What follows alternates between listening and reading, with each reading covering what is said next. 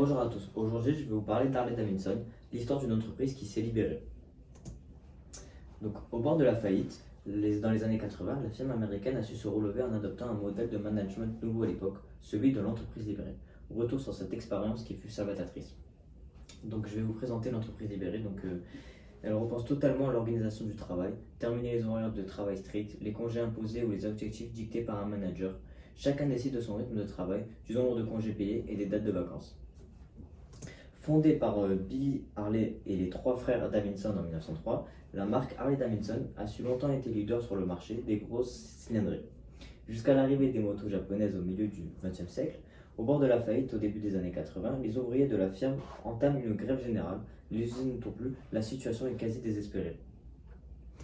En 1981, la dette Harley-Davidson avoisine les 70 millions de dollars. Un nouveau directeur financier est alors nommé pour tenter de renverser la tendance. Son nom, Richard Terling, un adepte du changement qui deviendra 6 ans plus tard le PDG de l'entreprise. À peine arrivé aux commandes, il a l'intime conviction qu'il faut faire table rase du passé tayloriste d'Harley-Davidson pour relancer la machine. Changement de l'image de la marque, de l'organisation et de la conception du travail. Pour réveiller les consciences et impliquer davantage ses employés, habitués jusqu'ici à exécuter des tâches dictées par le manager, il leur donne plus de pouvoir, à savoir plus de liberté. Ce qui est plutôt bien accueilli chez la plupart d'entre eux, mis à part certains managers qui doivent mettre leur ego de côté.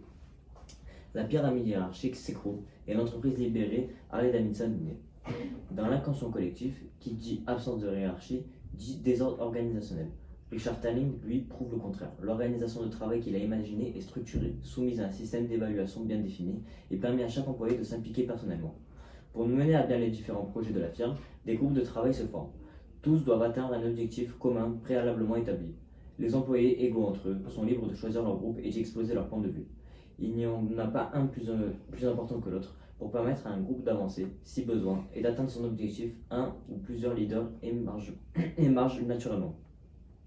C'est ainsi que le leader libérateur Richard Thaling a permis à la marque de refaire surface sur le marché des cylindrées en fixant des objectifs communs, en invitant chacun de ses employés à y prendre part et surtout à leur faire confiance. Projet commun, intelligence collective, confiance et transparence ont permis à Harley-Davidson de se relever, de passer de 13% de part de marché en 1987 à 50% en 1992, année de son départ à la retraite. Après son départ, Harley-Davidson a fini par repasser à une structure d'entreprise pyramidale, dans laquelle les principes de hiérarchie et la division du travail ont refait surface. Et l'ironie du sort par la marque américaine traverse de nouvelles crises.